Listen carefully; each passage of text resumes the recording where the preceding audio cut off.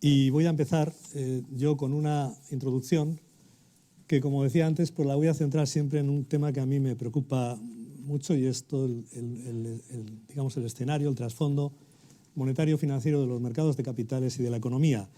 Y voy a ser muy esquemático en mi ponencia, casi telegráfico, y pido de antemano excusas por serlo, por ser telegráfico y esquemático en temas que yo sé que son complejos y que desde luego no es bueno simplificarlos, pero tengo que hacerlo en aras a la brevedad y espero, sin embargo, pues ser suficientemente descriptivo en lo que diga, ¿no?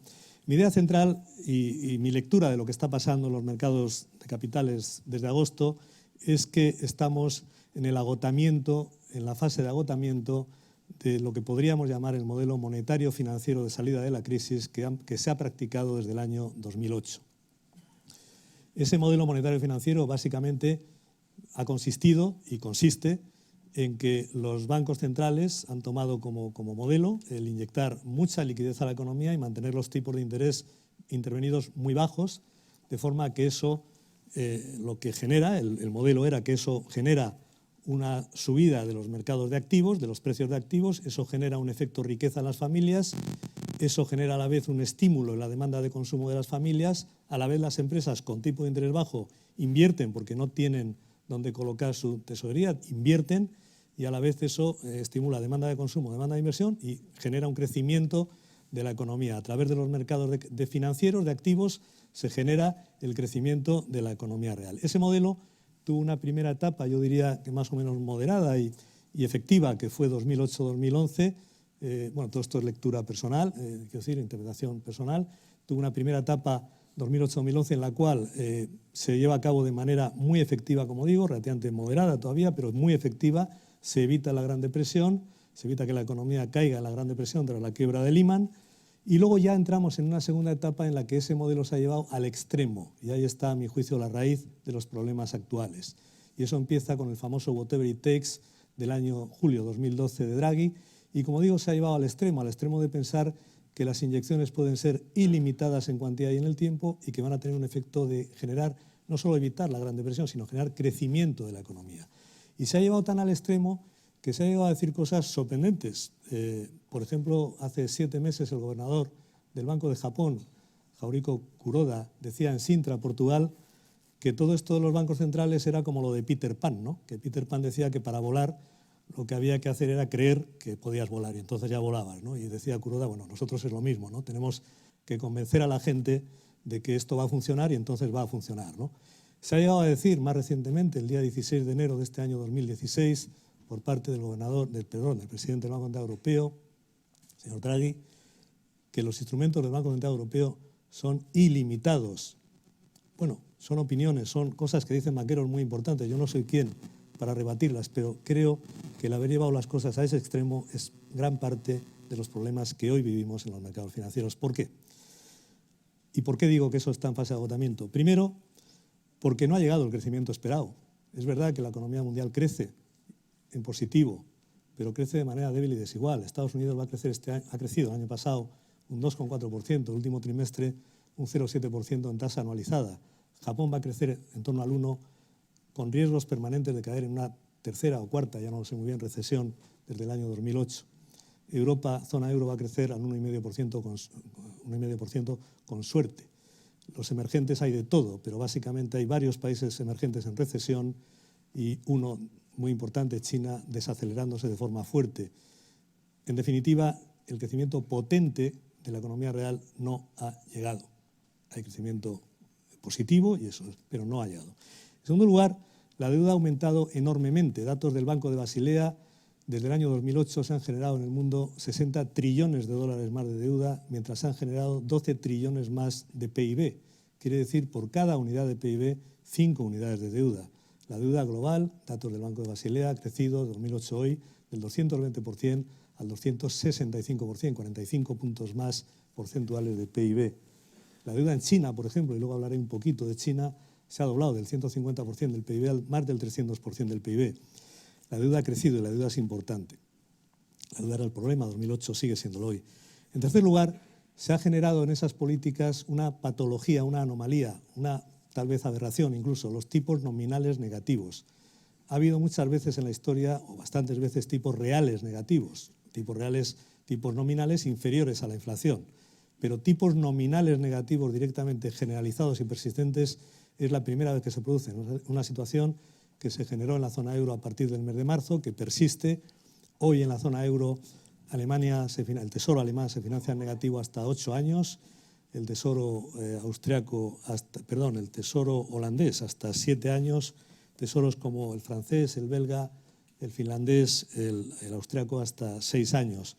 Hoy Japón, a partir del lunes pasado, de anteayer, se financia en tipo nominal negativo hasta 10 años. El tipo nominal negativo, a mi modesto modo de ver, y ya sé que hay muchos economistas que lo razonan, lo defienden y creen que puede hasta funcionar muy bien, creo que es una patología financiera y es un síntoma más, quizá es el canto del cisne de ese agotamiento de las políticas monetarias no convencionales. En definitiva, no se ha generado ese alto crecimiento de la economía real, no hay escape velocity, y lo que sí vemos es que la inundación de dinero, lejos de provocar la subida de la inflación y de las materias primas, lo que ha provocado es el colapso de las materias primas y un mundo que bordea la deflación, y eso se explica porque la velocidad de circulación de dinero, es decir, la confianza en definitiva, ha caído muchísimo, las familias ahorran más para compensar los tipos cero, las empresas prefieren el buyback de acciones a invertir.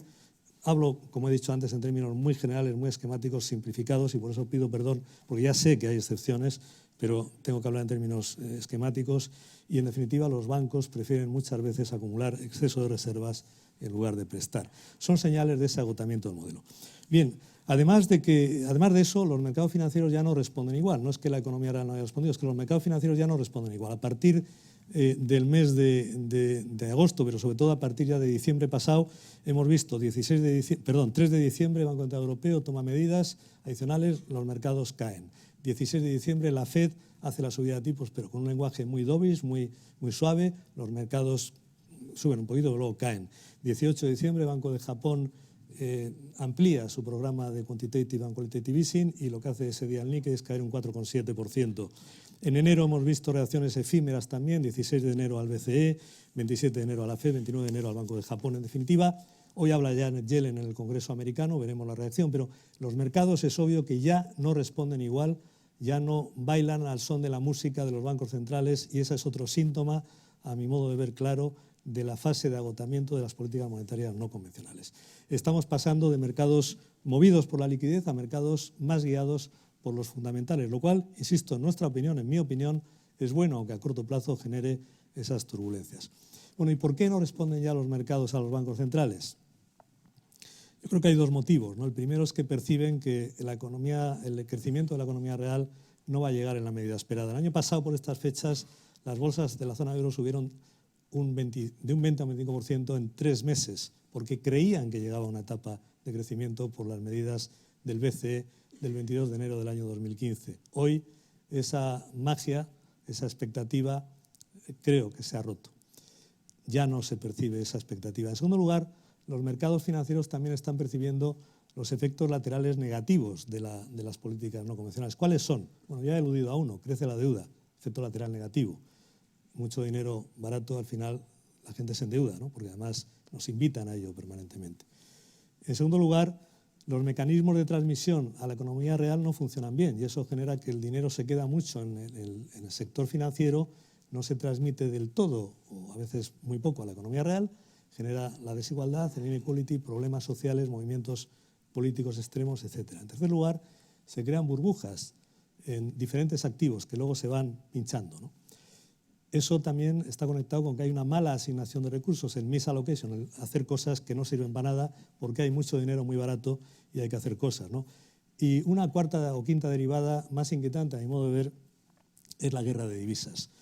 Y esto conecta con China, conecta con lo que ha sido el papel de China, a mi modo de ver, en todo esto, ¿no? ¿Por qué esta vez el detonante ha sido China? Realmente China tenía el yuan vinculado al dólar, pero el año 2013, abril, Kuroda, el gobernador del Banco de Japón, el Banco de Japón toma medidas muy agresivas monetarias, el yen se cae en torno a un 20% con el dólar en muy poco tiempo. El 22 de enero de 2015 el BCE hace su programa de quantitative easing, el euro cae con el dólar, el dólar se fortalece. El Banco de Japón, el Banco de China no puede tener ya sujeto, vinculado el yuan al dólar más tiempo. Cuando su economía se está desacelerando, se está transformando y quiere ser una economía de consumo doméstico, no puede tenerlo. Y por eso en agosto decide no vincular más el yuan al dólar. Y eso genera el terremoto de agosto y luego en enero, cuando hay otra pata de caída del yuan, ¿no? ¿A dónde puede llegar esto? Bueno, a mi modo de ver, China, en primer lugar, es una manifestación parcial, una derivada parcial de lo que es el problema más de fondo, que son esos desajustes monetarios financieros. ¿Pero a dónde puede llevar? Bueno, pues no sabemos, ¿no? Luego hablaré un poco, pero en el caso de China los desequilibrios son grandes. Hace poco un gran gestor, Kyle Bass, gestor de Heyman Capital, un hombre que se hizo famoso por ser uno de los que mejor percibió el fenómeno subprime antes de que estallase, pues en la CNBC hacía una entrevista diciendo que él creía que el yuan se va a devaluar en torno a un 40%. Si eso ocurre, desde luego vamos a tener bastantes más turbulencias, y que él creía que el sistema bancario chino, que hoy en día es en torno a un 340% del PIB, desde luego va a dar alguno que otro, o más bien, en opinión de Kyle Bass, bastantes dolores de cabeza. No lo sé. El tema chino es un tema que está ahí. Su digestión no va a ser desde luego cuestión de un día, ni de un mes, ni de 2 meses. Sus desajustes se tienen que arreglar. Pueden repercutir más o menos en el resto del mundo, pero algo van a repercutir, y ahí está el tema. ¿Qué van a hacer los bancos centrales con todo esto? Pues lo que uno puede esperar normalmente es que sigan haciendo más de lo mismo, es decir, que sigan practicando políticas intensivas, incluso más intensivas, de expansión monetaria cuantitativa y de tipos de interés cero o negativos, o más negativos todavía. ¿Esto es bueno o es malo? A mi modo de ver, es malo. Lo que he tratado de decir y lo que quiero, ya por ir acabando, decir, es que a mi modo de ver hoy en día los problemas están más en el mundo financiero que en la economía real. Creo que es un pequeño desenfoque, un gran desenfoque, interpretar lo que pasa en las bolsas en función de la economía real, en función del dato del PMI o en función del dato de PIB. Hay que interpretarlo más en función de, a mi modo de ver, ajustes financiero-monetarios provocados por desajustes anteriores, y la persistencia de los bancos centrales en estas políticas creo que lo que va a hacer es agravar más los problemas monetarios financieros. Pero lo van a hacer, lo que hay que esperar es que lo hagan. Y normalmente los mercados incluso van a reaccionar bien. Si el día 10 de marzo el BCE toma medidas, esas medidas ilimitadas a las que aludió el presidente Draghi, puede ser que los mercados reaccionen bien. A mi modo de ver será un nuevo granito de arena en problemas monetarios futuros, en futura inestabilidad financiera. Creo que hoy el principal riesgo de inestabilidad financiera global proviene justamente de las políticas extremas de dinero barato y tipos de interés negativos, ¿no? Porque, entre otras cosas, porque agravan la guerra de divisas, que es uno de los escenarios más inquietantes. La economía real no está tan mal, y yo particularmente los escenarios de secular stagnation, estancamiento secular, o recesión global, no son escenarios ni que tengan que producirse ni que descontemos como escenarios centrales, pero sí que creo que en el mundo financiero la hinchazón monetaria es algo que es preocupante, ¿no? Y por tanto, quiero decir que considero que ese es el mayor peligro para la inestabilidad financiera global. Bueno, por ahora lo que hemos visto en los mercados, y con esto ya voy acabando mis 10-15 minutos, es un efecto básicamente de ajuste, un efecto de ajuste entre unas valoraciones que habían subido demasiado, descontando un crecimiento muy grande, a un escenario en que ya se ve que el crecimiento no va a ser tan grande. No sé si los mercados han empezado a descontar o no recesión global. Yo particularmente creo que no en este punto. Creo que lo harán. Si llega la recesión global, tendrán otro punto de ajuste. Desde luego es evidente que si hubiese problemas en el sector bancario, que creo que no los va a haber, no tiene por qué haberlos, podríamos tener también ahí otro cisne negro. Evidentemente, si hay una guerra abierta de divisas también, y eso va a tener mucho que ver con lo que hagan los bancos centrales.